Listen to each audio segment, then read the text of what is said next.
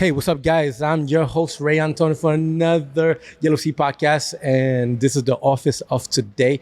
I want to dedicate this podcast to opulence, fast cars, fast lane, and shiny object. And next to me as guest, I have the honor to have the owner of Lamborghini Montreal, Pascal, Scotty, and Sam Matty, the former marketing guy. So what I'm understanding, there's a marketing position available here.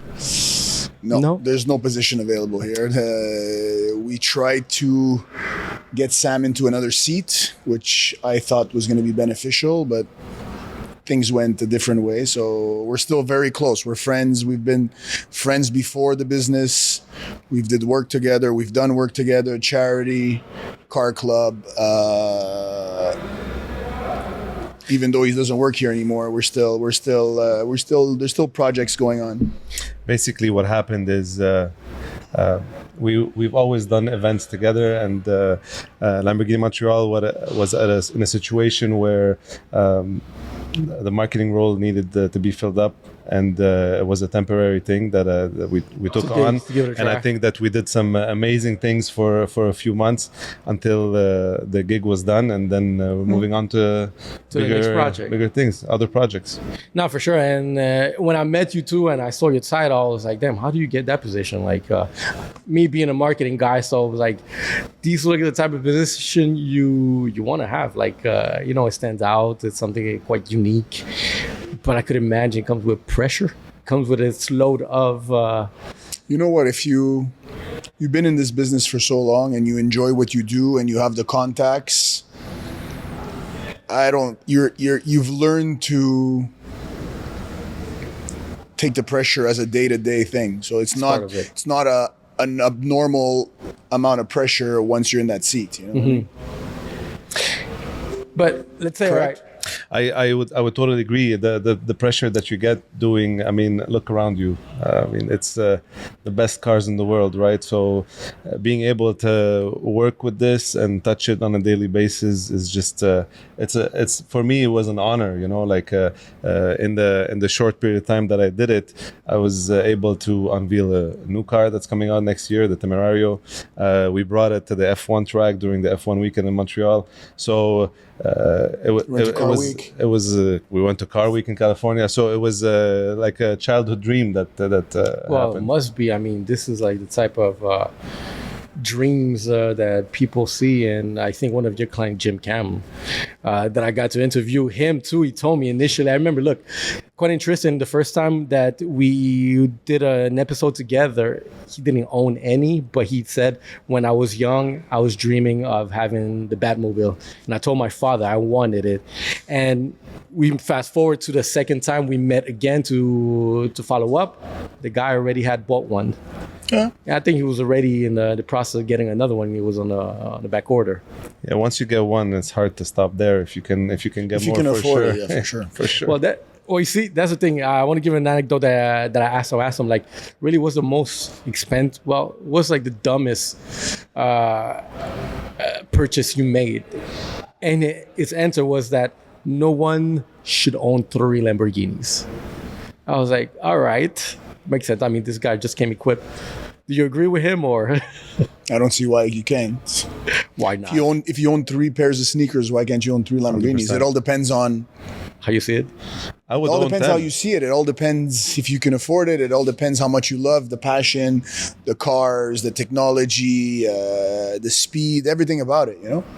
These companies, they come up with cars every 18 months, 24 months. There's something new, something exciting. So people, once you get the taste of it, it's hard to step out. Mm-hmm. You always want the newest thing. You always want the coolest color. You always want the fastest car. I don't see why, especially now, they make SUVs. You can have a seasonal ride. You can have a convertible when it's hot out. When it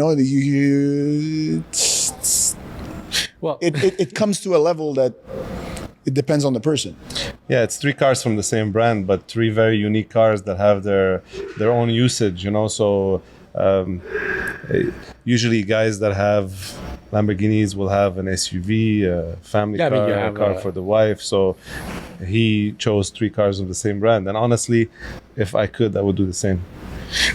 Well, it makes sense because you have the family car, you have like the summer car, and you have like the winter beater. 100%. Yeah, you can look at it like that, of course. 100%. All right. So further down to, I want to discuss too. You have a Montreal exclusivity club, the car club, and I'm seeing this is something I'm seeing like rising a bit everywhere. I want to get further down to it, but to get the attention on you, Pascal. All right, you are synonymous with legacy. Yeah. Yeah, we've been around for a long time. My dad started this long time ago, 1979. We started with the Lamborghini brand, but he started much younger. You know, he started as a modification shop for anything. Cars, race cars, anything. But if you just ride the highway, like you see the brand, like course, it stands out too. Yeah, like yeah, people recognize, like you see, it's a name that stands out, that iconic to Montreal, I would say too. Yeah. Everyone. I mean, knows we've been in this exclusive car stuff for a very, very long time. You know, we've been there. Like I said, we started with Lamborghini in 1979, and we're the oldest standing dealer in the world. You know? Oh, yeah? So, yeah. We've been there a long time. So yeah, we were used to this stuff. So go back to my teenage years, where the car fever really started. I see it for me personally, being into cars since I'm this high. I've always been into cars, but when I was a teenager here and we started buying cars and modifying them and going to drag races, everybody knew who John Scotty was. Yeah. He was like a local hero where you know, when do you see somebody who works on cars, races them, builds an empire? From a business standpoint, it's rare you have these two combined, because he was a real one, you know, like he was racing the cars and working on Still them. does that today. Yes. Like sometimes you'll find him in the shop in the back Still working. fixing something. In the summertime on the weekends, he races, drag races. He still, listen, this is definitely not a job for him. It's a hobby. Is everything around it is what he likes. And so you guys, like, you grew up together, right? Oh, No, not all? we known each other maybe 25 years. something like that. Pretty Yeah. much. That's So yeah, we used Yeah, to and our younger 20-year-olds, yeah. yeah, friends in common. We used to cross paths in our young days when we used to go out and have fun. So, and then when I was 33 years old, about 11 years ago, I bought my first car here, and since then. We've been doing events together. Montreal Exclusive was founded in 2010. okay. So, So since then, it became a bit like a graduation school for anybody who likes exotic cars. They go get into the club and they have either, let's say, a Corvette or a Porsche. It can even be a Boxster, something like that. And then we saw all these guys graduate to slowly coming here and buying their first Lamborghini. And then what was your first car? my first car. The first one that. My first car was a Ford Probe GT, and it was a '94. Okay, yeah, I know that one. Yeah, so But when we met, he was driving a 911 Turbo. 911 Yeah, Turbo, 2008, 2007, 7, close. And what about you? What was your first ride? 850 Volvo. 850. Yeah, 1996 850 Volvo. That's how I started. Is that a wagon? No. No, it's a sedan. It's a four-door sedan, old school square box Volvo. Okay, I see the one. You guys own the Volvo Yeah, we have dealership back then? we had a Volvo dealership, so that's how that you was had my options. mom's car that she upgraded and I took over just before finishing high school, you know. Were you always involved into the family business, or did you have like So- other jobs apart? No, I've never had a job before. I had one job for a very short period of time. I would do the Delivery man, pizza? no, I used to do the security for the Montreal Expos Okay. for I think a season or two. But I've been in this business since I've turned 12 in the summertime. I've been here every summer till I started working here more and more through college, university, and now.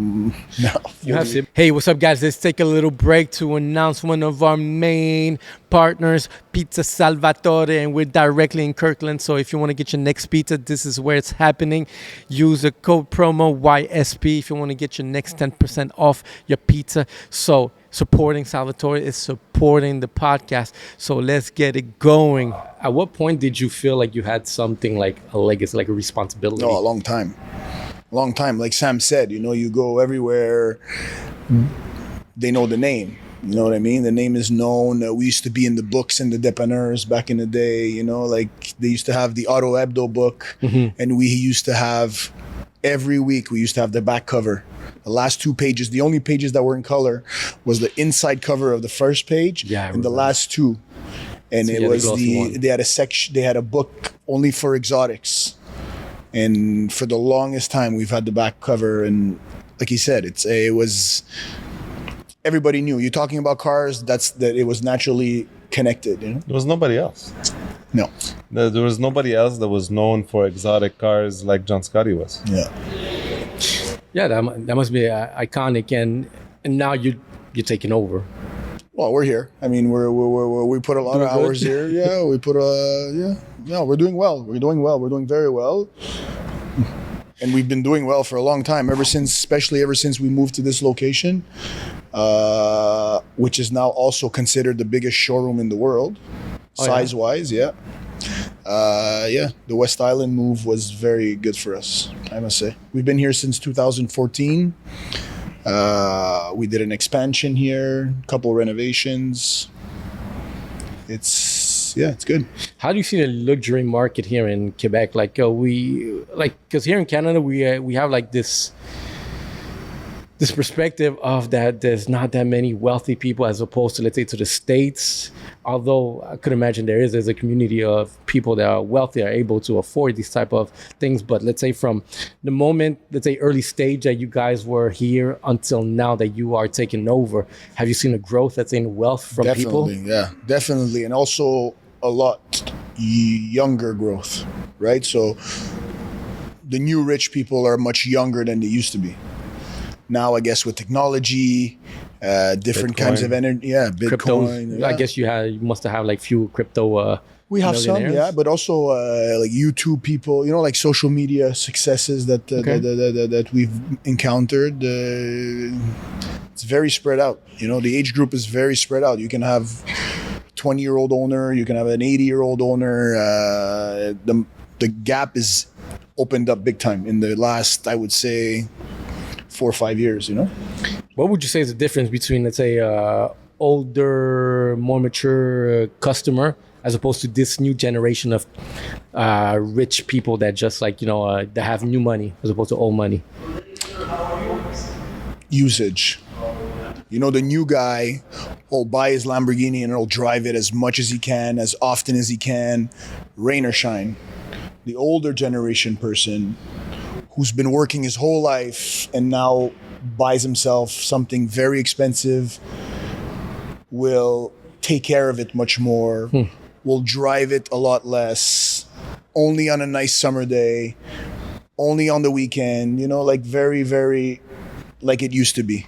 Nowadays, it's much more different. But the cars have changed a lot also.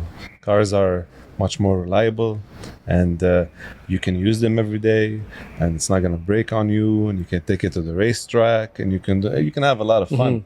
And anywhere you go with these cars, it's an event, right? The kids come and see you, the people come and see you, open conversations, and you got to remember that buying a car like this can often almost be an investment. It's not what people think. It's not just you buy a car for $300,000 and you lose $300,000. A lot of these cars maintain better value than a BMW 3 Series, BMW 4 Series. So you got to look at it from a cost of ownership perspective as well, not just how much the car costs you to get it. Do you get people that would say why should I buy this if it depreciates value, but as opposed to what you're saying, it actually maintains somewhat of value? Well, if you go in the showroom and you find a 2016 Huracan the price of that car is still the same price that it was brand new. Very similar, yeah. So if you bought that car and you kept it for all these years and you sell it after 5 at the same price you bought it, you see where I'm going with this? Yeah. So you get an exotic car, you have a lot of fun, you can actually use it. At the end of the day, you're not losing money. So it makes it much easier. Does a serious customer that comes in here that like, are you able to smell a serious customer? And do they shop around? Let's say, like, do I want a Lambo? Do I want a Ferrari? Do I want a Porsche? Like, or is someone that comes here already made up their mind and this is what I'm going for? No, there's always shoppers, right? You'll have your Lambo guy who'll, like I said, if you're buying a Lambo today and Ferrari comes up with the next model, or McLaren or that, sometimes you'll get a circle of people that'll rotate on whatever's newer or that new hypest thing. But you also have guys or customers that just rotate into the same brand. We have a lot of those that buy just Lamborghini. So it's like a loyalty to... Yeah, for sure. Do you see women buy these cars? Like, I don't see that many women drivers. I mean, listen, I'm not going to say that it's a close disparity, but we have a few. Yeah, we have a few, especially with the SUV. Okay, that's right. The SUV opened the market for a lot of people that would have never bought a Lambo before. But yeah, there's definitely women, more and more actually. What's the background of, like, usually the average customer? What do they do? Like, I guess entrepreneur, but there's very many fields. You know, you can go from investment to real estate to trading to construction. I can't pinpoint and say, listen, 50% of people that buy Lambo are from the banking world. It's very, very, very spread out. All right. There's something about business that maybe you guys can help me even, orientate myself. I like getting some educational stuff from, let's say, some of my guests, and something very obvious that, let's say, any marketing school could tell you, any business school or any, let's say, business owner would tell you, like, target on trying to sell a product that caters to wealthy people, to rich people, because obviously there's money there, there's going to be transaction. But in a matter of this, let's say, in your case, and with the experience that your background brings, how do you enter the luxury market if you have not done anything beside that before that's catered to that audience? As an employee you're talking about? Or as a entrepreneur, as a business owner that wants to target, like, I think you got to find your niche first, right? And then you got to perfect every angle of it. Like this marketing today, social media plays a big factor. But today is a lot about customer relationships, right? You need to be felt special or taking that extra care of in order to associate yourself with the brand, with the house, with the name, That's why with these guys, Montreal Exclusive, over the last 15 years, we've created a bond that, like he said, maturing into the supercar world or the high-end world. You started in 2010 with a perfect example, with a Porsche. And now 15 years later, 20 years later, he's at his fifth Lamborghini?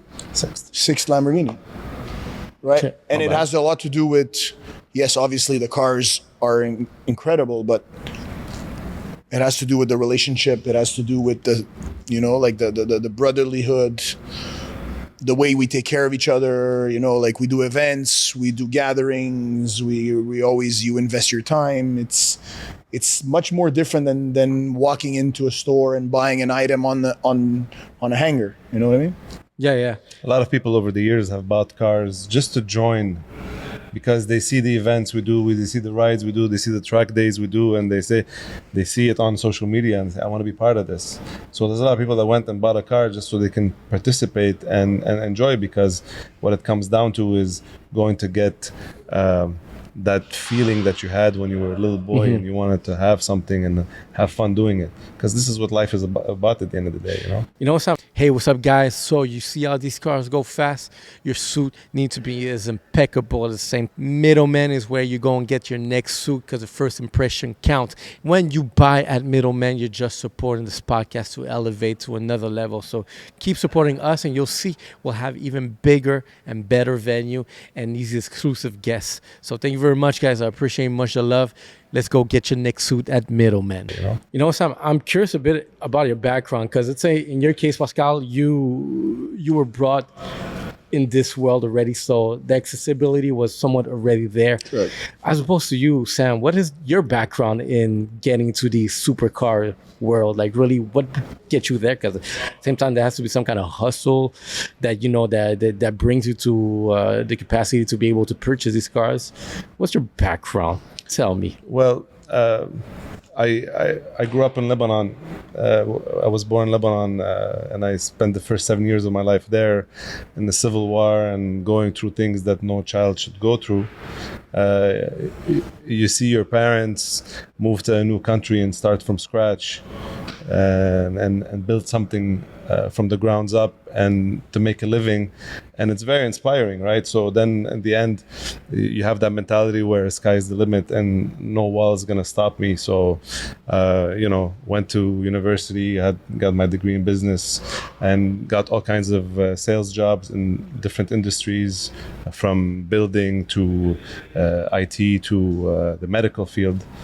And I always personally worked very hard. For me, this is a passion more than anything else. So whenever I would walk into this building and I look around and I see all these cars, it's like a dream come true, you know. So to have touched the brand and to have worked with the brand, it just brings me back to being a kid and loving cars and having the poster of the Lamborghini Countach on my wall and when I was a child. And then it's funny how life happens, right? You grow up and you see all these cars that you dream about, and then I ended up being friends with the son of the guy who created all this, and it worked out. And you know, as he said, we always helped each other in whatever we needed, and we were always there for each other whenever somebody needed help, and so far it worked great.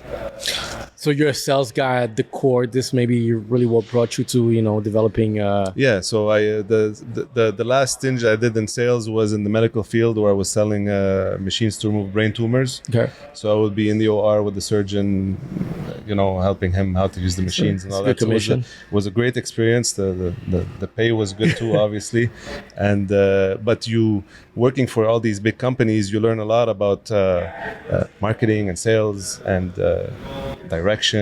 So it's like a school, and it was very helpful in what I accomplished today. And how does, let's say, Montreal Exclusive as a private auto club, how do you make money behind that? Like, really, is it on membership? Is it like, really, where's the source of income that comes from having, let's say, a network like that of exclusivity? The way Montreal Exclusive got created is a funny story that just a bunch of guys that wanted to do something cool, and slowly with the years it grew to now probably over 300 people, members. I charge nothing for Montreal Exclusive.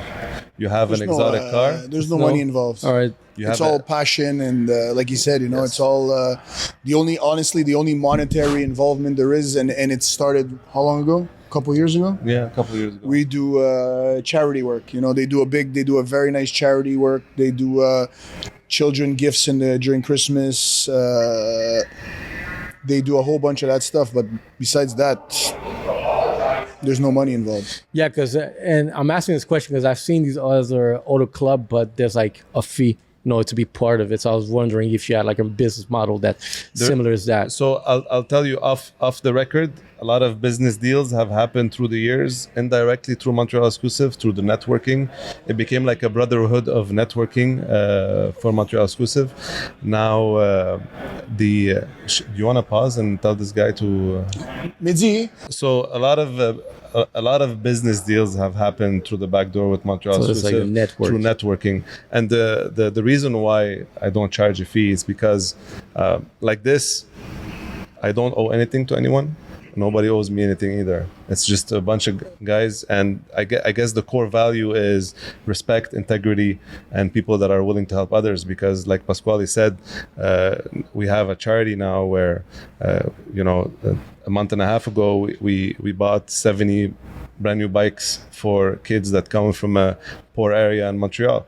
And we do a lot of work like this to help the community, because I guess we want to show that, we have big hearts and we have good values. And this is Well, what's all about. that's something I want to get into. To the charity part of it, considering too, like you want to help out the youth.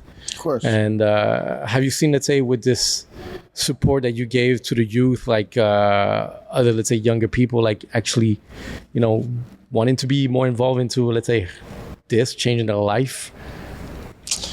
To be honest, I don't think we do it like he said. We do it out of the kindness of our heart. We don't look at the bigger picture. Like you bring a box of food 2 days before Christmas at a family that won't have a Christmas dinner. I don't really care if the guy buys a car in 5 years from now, or if the guy gets involved in a business 5 years from now. That my sole purpose to do that and to be there is that I want to help the people that I'm helping. There's zero business picture out of this, Okay. No, I get zero. it. I get it. There's nothing. To just continue what he's saying, over the years, so today you look on social media and the role models that kids have are not great. The messaging often that we see on social media is not the best. It's we wanted to show a bit what the values should be, so for me it's important to show what a good husband is, what a good father is, what a good role model in society is. And what I always loved with Pasquale is anytime we had an event where I went to see him and said, okay, we have an event, we're going to buy some stuff for these kids, even before we created the charity, his answer was always yes, no problem, absolutely, and without expecting anything in return. And this I respect a lot. So just to add on this, from even when I was a kid, we used to be, well, we still are, we do a lot of work with the Starlight Foundation, and every year, didn't matter, every year, whatever it is, we always participated, events, donations, they needed, I don't know, a car for a car show, whatever it is involving charity, especially towards children, is a no-brainer for us, It's absolutely, and we do a big event here every year, Cars and Coffee, and that was that Mila, what was his name? Mika, terminally ill child. We all went to his house, we picked him up, we drove him here, we did a big party for him.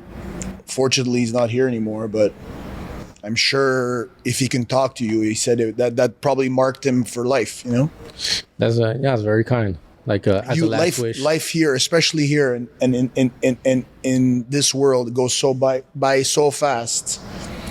These events and these charity things make you just reset back to reality. I take my children to these things. They see what's going on. They see what they've never experienced before. So for me, it's very important. Very important. And both of you guys, as fathers, as role model, that you want to share this. What's something that you want your kids to hold on into, as seeing being part of this world of luxurious, but at the same time to maintain values?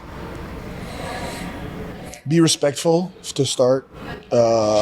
Always have your values in the right places.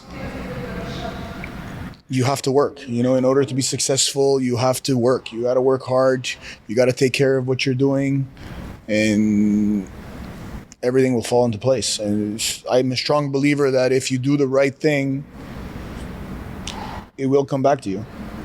Okay. For me, it's a constant reminder to the kids that, we believe in God, and that to never lose focus on the values that you're supposed to follow, and no matter what life throws at you.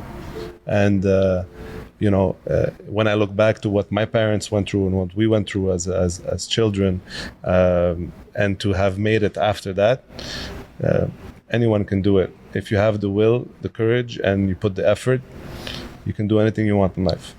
Well, it's like a previous guest that I had. He's an investor, so he created a lot of wealth for himself. And one of the anecdotes he shared with me as a lesson he wanted to teach his son is that he overheard his son talk to another kid saying that, hey, my dad is rich, my dad has a big car, my dad has this. And him overhearing that, he felt uncomfortable. He was like, this is not how I want to raise my kids.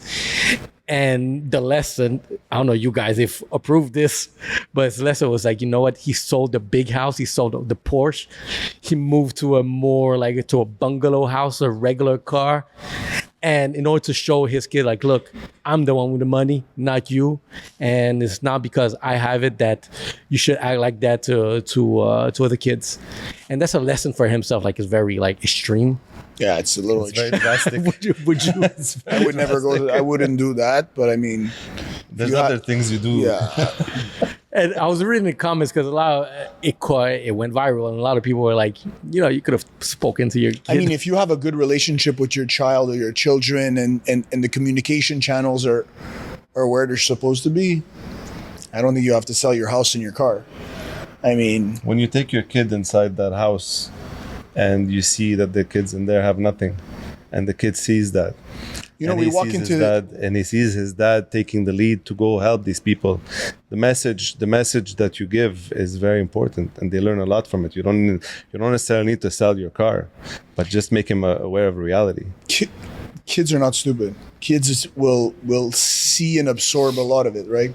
Like you said, you walk into a house and there are 7, 8, 9 people in a 2.5, and just as the reaction of them receiving these things, the mom's crying, the kids eyes are lighting up because they get a $20 gift that is wrapped.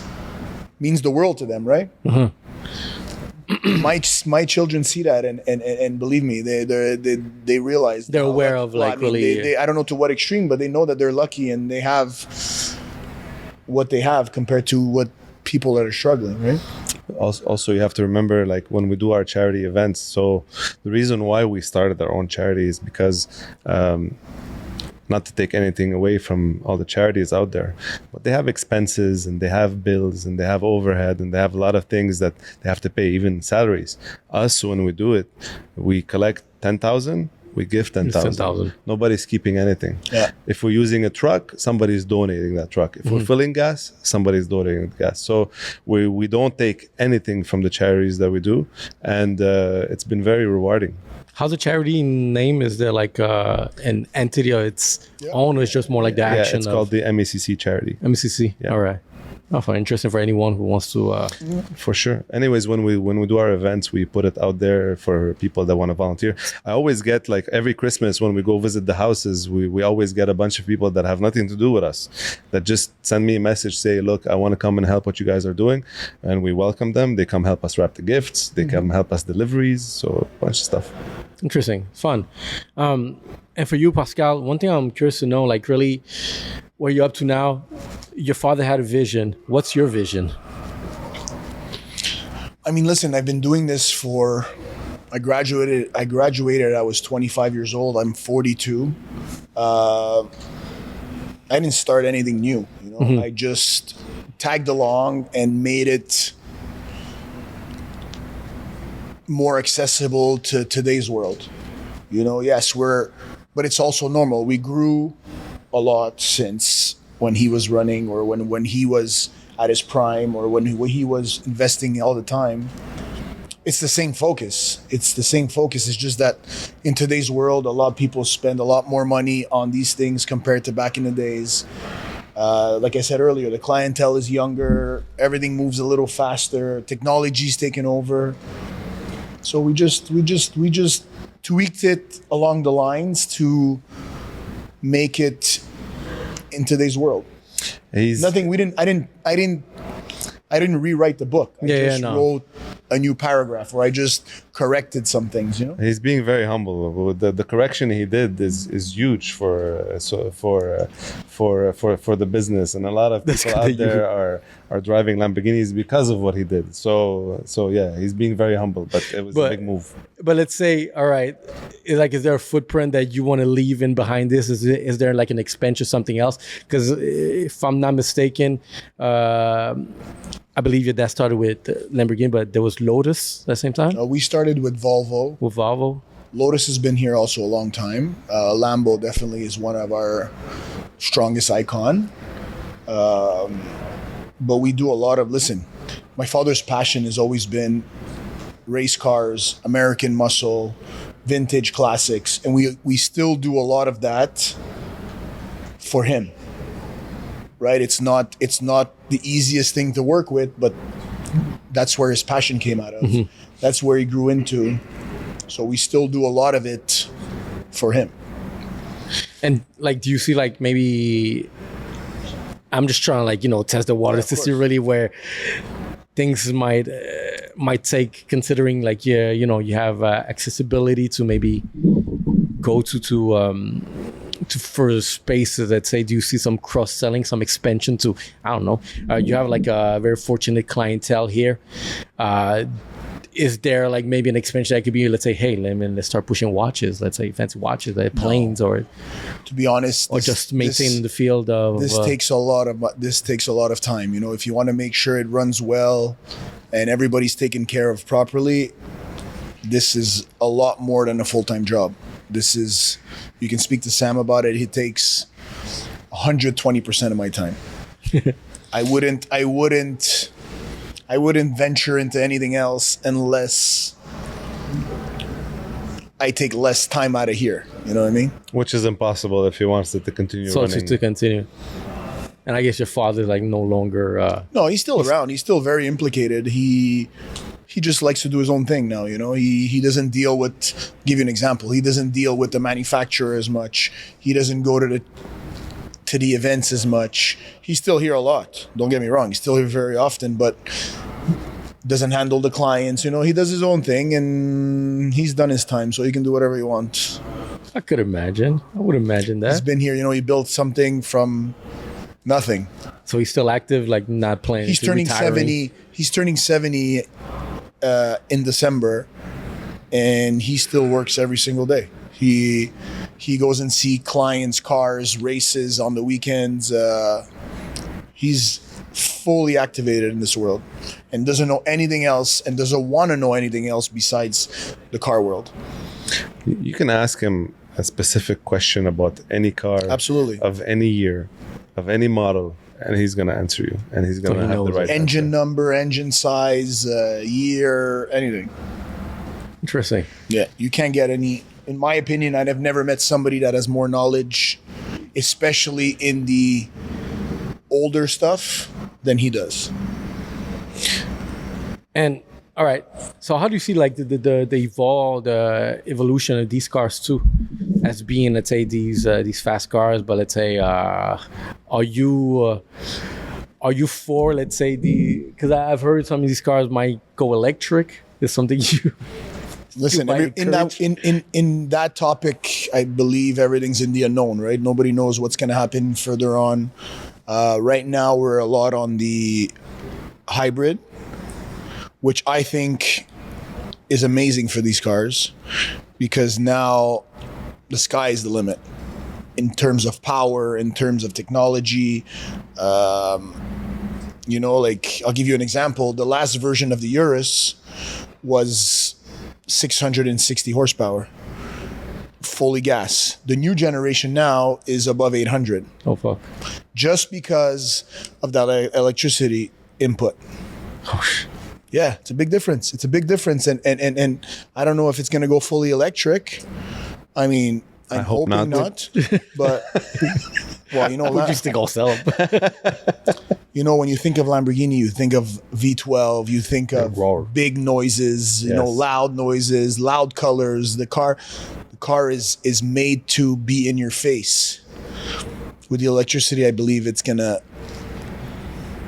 hurt the brand a little bit, depending. I don't know. Like I said, I can't tell the future, but right now the hybrid versions are it's a good option cool. for. Yeah, it's a good in between.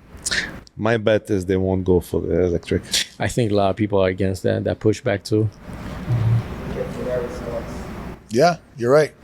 So yeah, Ferrari, like you said, the Ferrari stocks as soon as they introduced a fully electric model, dropped 15%, or even a little more, bro. It does kind of look weird, but I get it. You adapt to maybe a new market segment. Listen,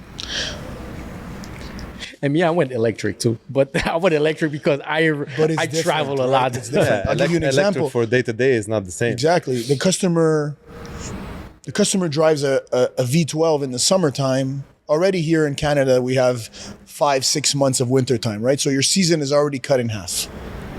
You drive your daily car, if it's electric, okay.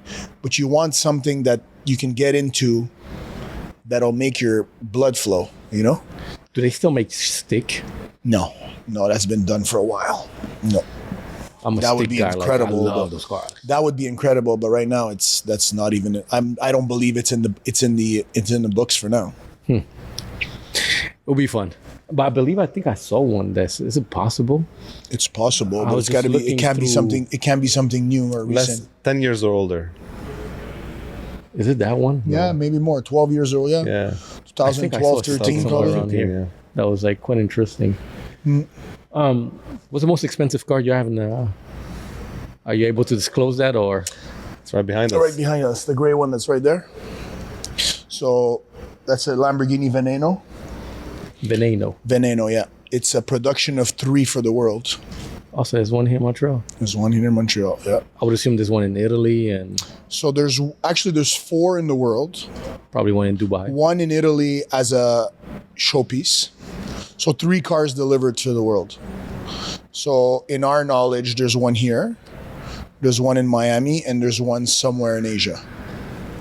And what makes it that there's one? What's the privilege that there's one here? John Scotty bought it. Scotty, We yeah? just decided to have at that point, we just decided to have the balls to buy it, right? And it's in our collection right now. And like do you have, the real value, I have no idea what it is, but it's got to be high, very high. no, it looks ridiculous. Have you driven? Have you Well, driven? I've taken it out of the trailer when it came in, and I drove it into the shop. That's That's as it. far as we did. Yeah, car's brand new. It has 50 kilometers, So it's just more and like, it's- more like a showpiece. and it's 11 years old. It's a 2014. Okay, I'm just trying to see like really. So if you own that car, what other car is there? Like another car beyond that? That In the Like, Lamborghini world, I think that's the pinnacle. okay. It's the lowest production ever made. You need to understand also when you start in this world, the value plays a lot of the factor when it's a very low production, right? And it's unheard of or unseen in any brand unless you're spending millions to start off with. That there's a production of 3. Wow, never heard of. Didn't think. I wasn't even aware of that kind of that value. Have you had I want to get some funny stories here. What's like the wildest story from owner or that you've seen with a car being done?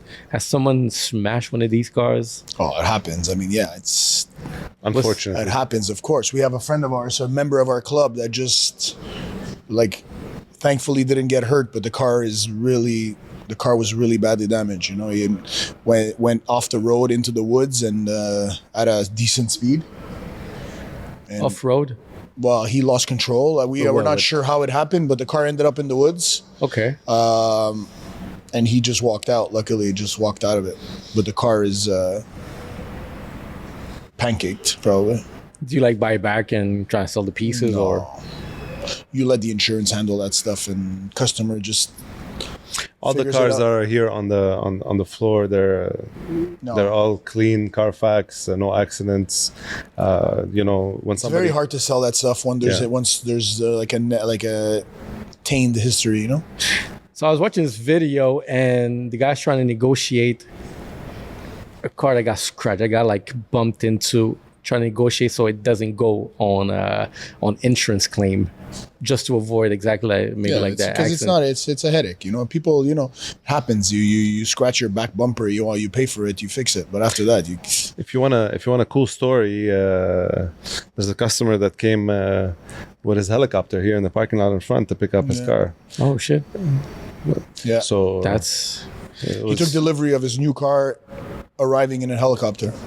Oh wow! Okay, so you have a pad around here? No, he just landed in the parking lot. We had to empty the yard. We had to empty the parking lot. Yeah, and the guy just landed it in. Oh shit! Okay, it's not something you see every day. No. Like it was at night. Was a specific moment or just like in the middle of the afternoon? Fuck, that's a good life. Middle of the afternoon. Him and his wife landed. She got in the car and left. He got in the helicopter and went home. So she's the one that was her gift. I don't know if it was for her, but I guess the risk was he had to fly back. The smaller risk was the car instead of the helicopter, in my opinion. Yeah. All right. That's an interesting story. Do you have other ones that are very stand out from the unusual? I would imagine there's stories here all the time. Listen, I'll give you an example. With him, actually, we did. So how with the season in April, everybody's super excited to get their cars and drive out. In one winter, Sam included, I think we did a delivery in April. 15 cars in one delivery. So guys that bought cars in the winter time that decided, all guys from the club actually, mostly, right? Yeah. 15 guys from the club bought cars throughout the winter. And a random Saturday morning, we did a little coffee shop and we did a delivery of all 15. Okay. That was cool. That was super cool. That's a good commission.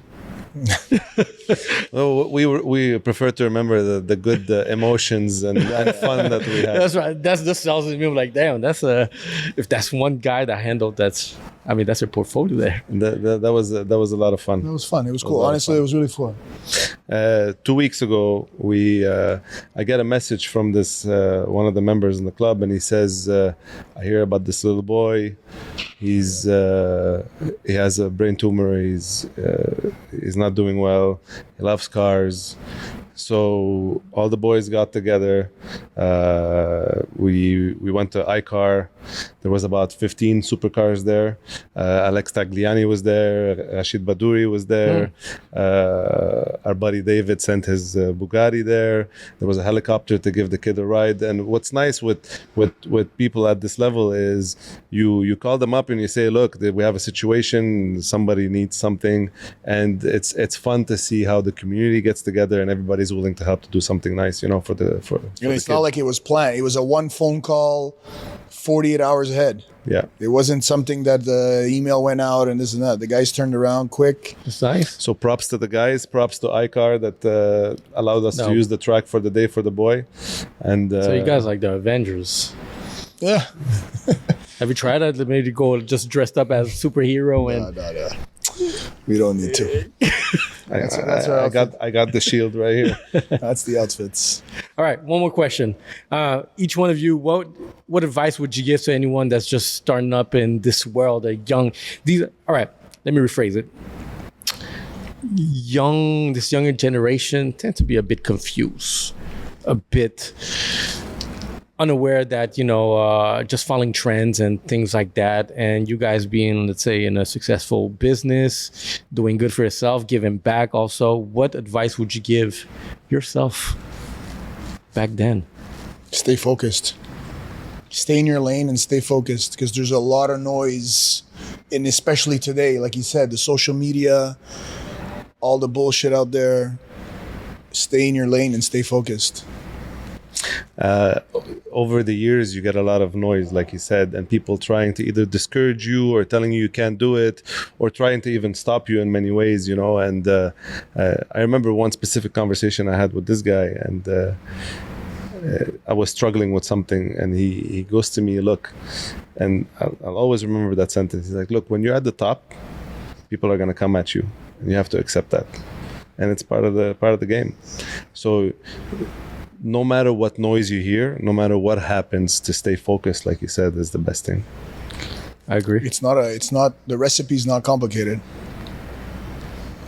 It's very easy. It's not complicated.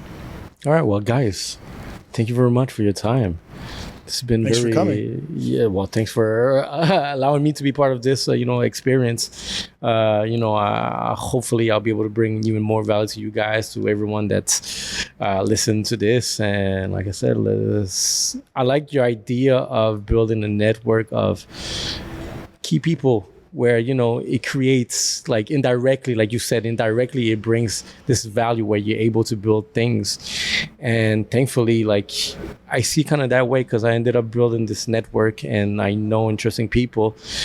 Now you guys that I can put into my portfolio, people that I had conversation with, and it does create value because you get involved into other type of, let's say, businesses and projects and transactions that you wouldn't be if you didn't have, like, the network. And I find, like, the power of the network could completely change someone's perspective, or just who you know.